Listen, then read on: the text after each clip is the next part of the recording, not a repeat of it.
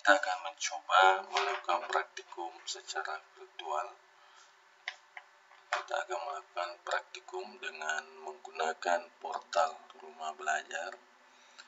Di pencarian kita mengetikkan rumah belajar. Setelah itu kita klik portal rumah belajar. Kita masuk di beranda portal rumah belajar. Kemudian kita scroll mencari fitur utama dari rumah belajar. Kita akan mencoba salah satu fiturnya untuk melakukan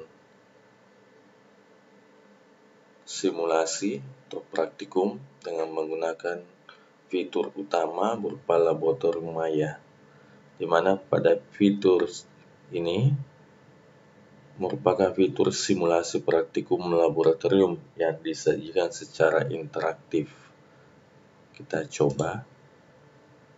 Nah, kita akan masuk di beranda laboratorium maya. Kita lihat konten laboratorium maya. Jadi di sini ada beberapa konten, ada SMP IPA, SMP Fisika, SMA Biologi, dan seterusnya. Untuk melihat konten yang lain, kita bisa lihat selengkapnya. Oke, di sini kita bisa melihat jenjangnya. Kita pilih. Nah, kita scroll ke bawah. Nah, kita akan mencari titik didih larutan.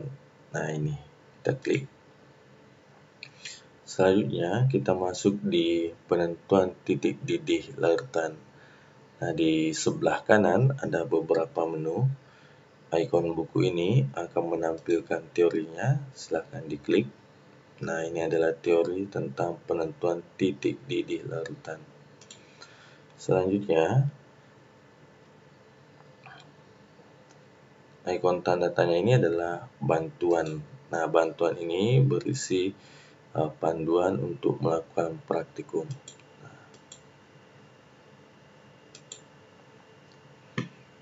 Nah, selanjutnya kita akan mencoba melihat menu selanjutnya. Di sini ada zat pelarut. Nah, zat pelarutnya ada beberapa macam yang kita bisa coba. Silahkan diklik di sini. Kemudian akan muncul rumus kimia, tetapan titik didihnya, kemudian titik didih cairannya, kemudian massanya. Nah, di massa ini bisa kita ubah nanti, bisa kita ubah dan nantinya bisa kita blok seperti ini, kemudian menuliskan massa yang kita inginkan, atau kita bisa menggunakan kerang yang di sebelah sini. Kita bisa menambah seperti ini. Nah, menarik turun, maka volumenya akan bertambah. Nah, kita coba misalnya sini 500. Nah, kalau misalnya kita ingin menambah, boleh menggunakan di sini atau menarik kerang seperti ini. Nah, jika terlalu banyak volumenya, bisa kita menekan meluapkan pelarut untuk mengurangi. Nah, kita geser ke kanan untuk mengurangi, atau kita bisa menggunakan tanda panah ke bawah seperti ini. Nah, yang paling gampang kita blok kemudian menuliskan volume yang kita inginkan. Nah, selanjutnya untuk zat terlarut di sini diberikan beberapa pilihan, ada glikol, asam hipoklorit, dan seterusnya. Termasuk rumus kimia, tetapan molekul relatifnya, massanya, massa yang kita inginkan nanti berapa. Misalnya kita menginginkan 10. Nah, kita tinggal ketik 10 saya di sini. Atau kita ingin kurangi, klik ini. Atau ingin menambah, klik tanda panah ke atas. Nah, atau ingin lebih kerennya lagi, kita menggunakan botol ini.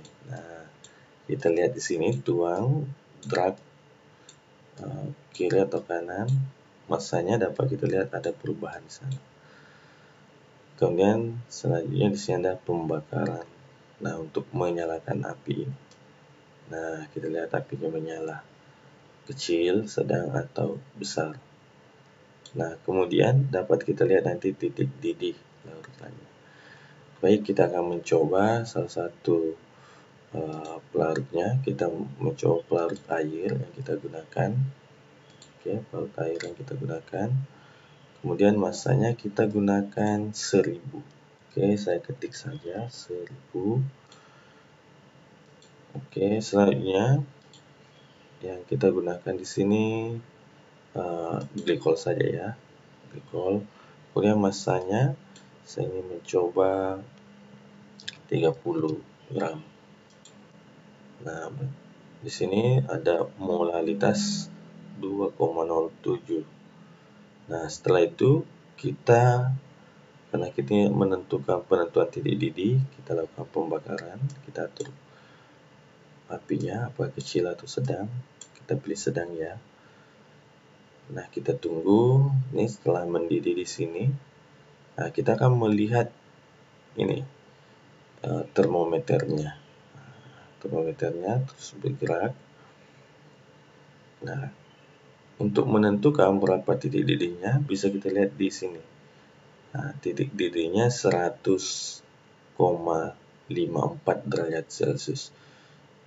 Nah, di sini dapat kita buktikan apakah yang tampil di sini, di simulasi ini, sama dengan perhitungan kita.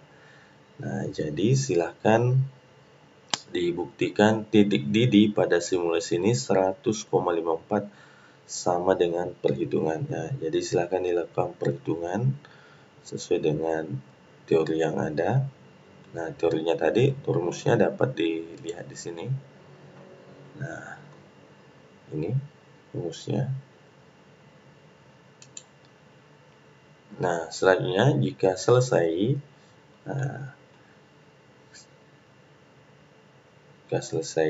kita padamkan apinya. Selanjutnya kita akan mencoba jenis pelarutnya. Misalnya kita pilih air, kita akan mencoba yang lain. Kemudian yang kita ubah masanya, misalnya 500 seperti ini, maka otomatis di sini volumenya juga akan berkurang. Kemudian kita pilih di sini asam klorida satu larutnya. Nah, oke, rumusnya HCl. Kemudian masanya kita ubah menjadi misalnya 30. Kemudian kita lakukan pembakaran menggunakan api sedang. Nah, kita lihat. Nah, sudah mendidih. Termometer sudah menunjukkan angka pastinya.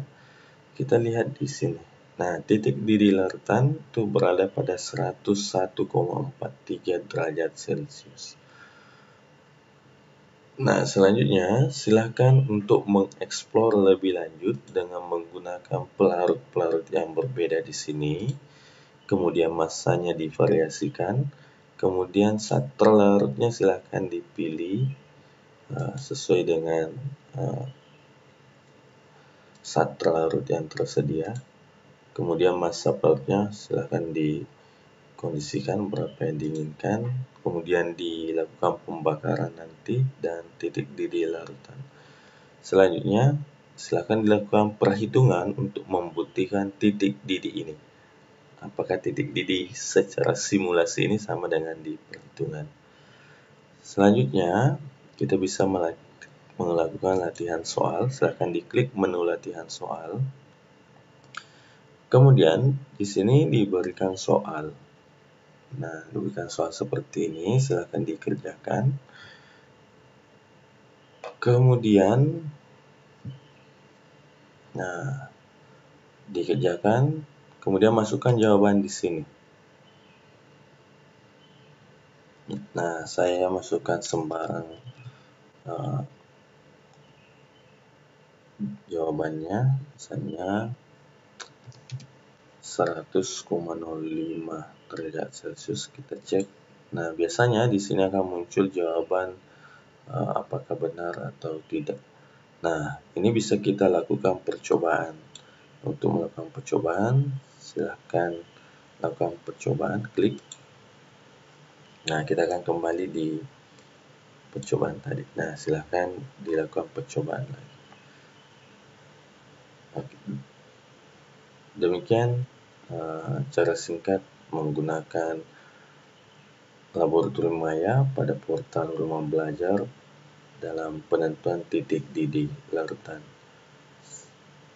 Semoga bermanfaat.